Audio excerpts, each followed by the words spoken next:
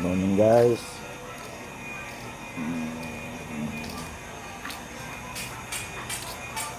Maano yung langit guys, oh. Hindi maganda. Makulimlim.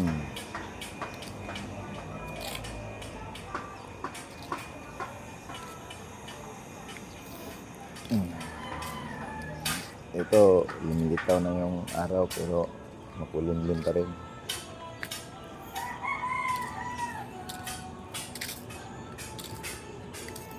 Yung mga ano natin mga guys, yung mga sisyo natin, matamlay din. Ano, oh. Tamlay yung mga sisyo natin guys. Kasi naulan na lang sila kagabi. Sana yun, yung mga sisyo natin. Ang tago eh.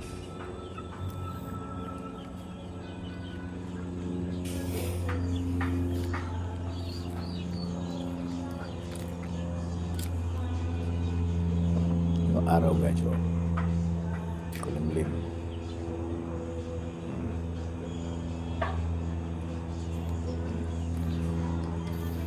Pero mas maganda na rin to guys. Kasi sa gabi, umuulan. Pagdating ng araw, hindi siya umiinit. Minsan may ano.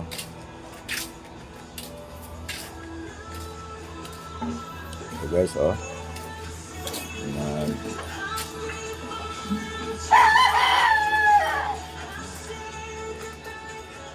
ano din natin, manok. Naulan din to kagabi.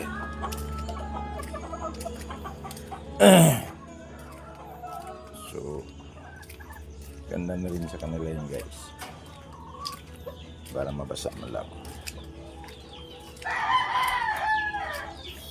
May mga pulin natin guys, oh. Yan. Ang laki na guys. Dapat i-sharing nyo yan guys. Kasi yung bibili. Ito mga sesyon natin guys, oh. Ito ang mga lalaki guys. Sinisparate pa namin, oh.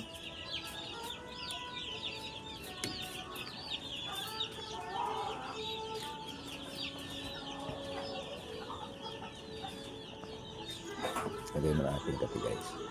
Parang buksan natin yung pinto. Ayan. Ito guys, nilagay namin yung electric mosquito killer sa gabi. Dahil pag ano, yung mga lamok kasi, kaya doon sila na ano,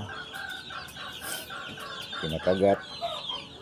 Kaya nag-maintain kami ng anti-malaria guys. Dahil sa lamok. Ito guys, mga lalaki to. Mga male. Ayan. Out of 70, nasa 45 ang male. Marami guys. Kaso lang, hindi ito bilong ng late born. Hindi rin ito bilong ng early bird. So, ginawa ko lang ito guys. Kasi sayang kasi yung ang mga pulit natin na gusto pa nila mag-itlog. Kaya ito ang nangyari. Yan sila. Pero naka-reserve naman, naka-prepared naman tayo guys sa kwan, sa early bird. So, magkaamon nga sila. By July, itong July mga guys, mag-ano na tayo, priming. 1 month priming sila. Ito guys, yung mga babae. Kukunti lang yung babae. Pasalamat ako dahil maraming lalaki. Sana walang casualties na mangyari. Pero hindi naman sila matamlay na guys. Kasi nagkaroon, mayroon tayong minimintin na anti-malaria din. Minsan, nilalagay natin ng Primoxil, ang tubig nila. Minsan, sulfur QR, Hydrotodis, magpalit ng tapos ambroxetil. Yan tatlo mga guys, yun yung iniminti namin din. Vitamins na naman. Alam mo mga guys, Ambroxetil, maaga. Pagkahapon sila mga guys, yung vitamins. Pagdating ng alauna. So, tanggalin namin yung ambroxetil. So, vitamins na muna. Pagdating ng gabi, yun na, clear water na yun. Pero hindi pa rin maiwasan mga guys. Medyo may matamlay pa rin.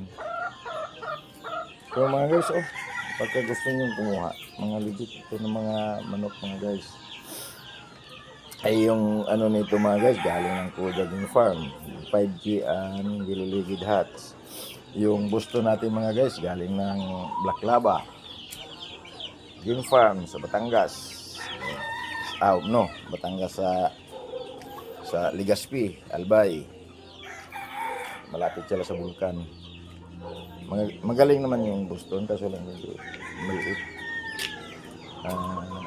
Kailangan ko talagang kumuha ng isa. Pero darating yung namin guys, yung SBR galing kang Mount Banahaw Game Farm.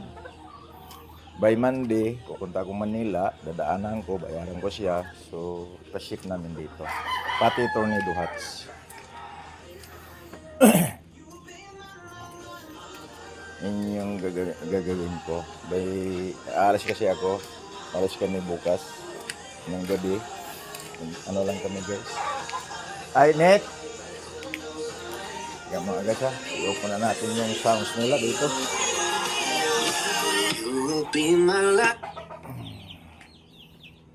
Ito guys, ito yung hindi pa nabandingan ng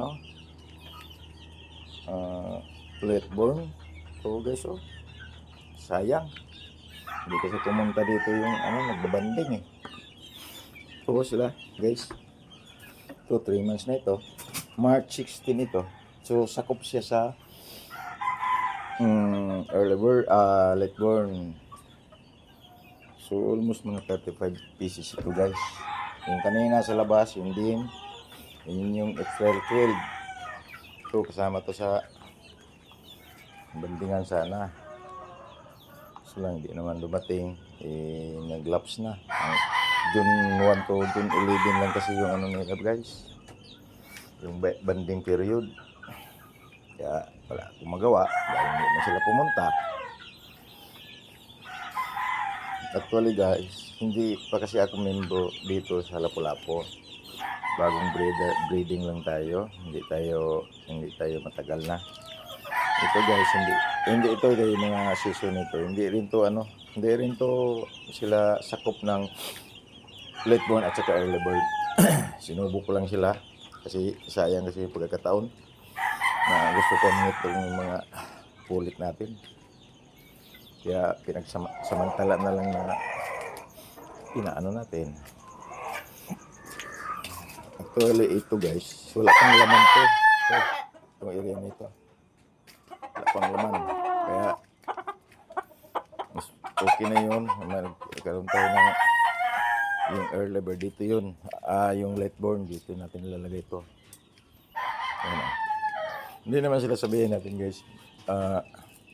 Na supukit sila or hindi maganda yung cage dahil open, so maarawan sila, mabasa sila, umuulan. So, sa akin, sa pananaw ko, tama lang dahil nasa area sila na parang parang tipi pa rin, pero wala lang silang tali. Yun lang sa akin. Kasi malawak naman yung guys 1.5 by 1.2 meters yan yung area nila. So, sa tingin ko tama naman. Minsan kasi may nagpuna na dapat yan ilabas. Sasabihin natin ilabas, ganun din nainitan sila din araw guys. Sa tingin ko yung araw nandyan diba? Papasok sa kanila, arawan sila. Ito din guys, tinatabunan namin dahil sa gabi kasi umuulan. Pero pwede naman din hindi namin tatabunan. Ito malawak din. So yung araw, natatamaan sila ng araw. Ganon din, procedure. Kung doon mo dalhin yan sa open area, ganon din.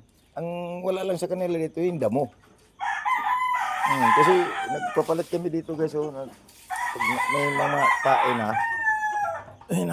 nahalo namin, dinilalagyan namin ng baguhin namin yung ano nila, apakan. Para maging fresh. Ganun lang naman. Isim lang. Kung sa akin lang. Dahil yung ilimber mo, nasa ang kulang sa kanila, yung ventilation. Yun lang. Kasi masarap ang hangin sa labas. Nila ang kulang. Pero tingin ko guys, okay na yun. Lumaki naman yung mga manok na yung hindi nagkasakit. So, ganun lang guys. Kanya-kanya ng diskarte. Kasi ang space naman natin, meron kasi akong hinahanapan pa ng space. Kaso lang malayo. Doon sa sa likod ng Gaisano Island Mall. Meron ako doon. Kaso lang medyo hindi naman malayo sa amin. Lapit lang. Ang budget kasi, ang budget sa paggawa ng ayan, maganda talaga yung open doon. Ito yung mga broodcock namin guys, nilalabas namin. Meron namang malalagyan. Ayan. Dating ng alas 12, ay ito maghapon to, ilalagay namin dyan. Sinitipi naman. Inano lang namin. Tinatago namin dahil alam mo na, daanan to ko. Kasi dead end ito, dead end. Ano. Pero tao, pwede pumasok. Kaya, iniwasan natin yung nakawan. Dahil masakit sa mata yung manok na imported. Ito question. Ang maliit lang naman ito. Hindi naman yung kalakihan. Pero pwede ang mga sisyo dito. Ilagay. Tapos may mga manok. Kaya mayroon sila dyan, guys. Mga 25 heads yung mga natin. Mga, hindi naman kakiril yung mga guys. Kasi kasama dapat sa banding yan eh. Sa plateboard.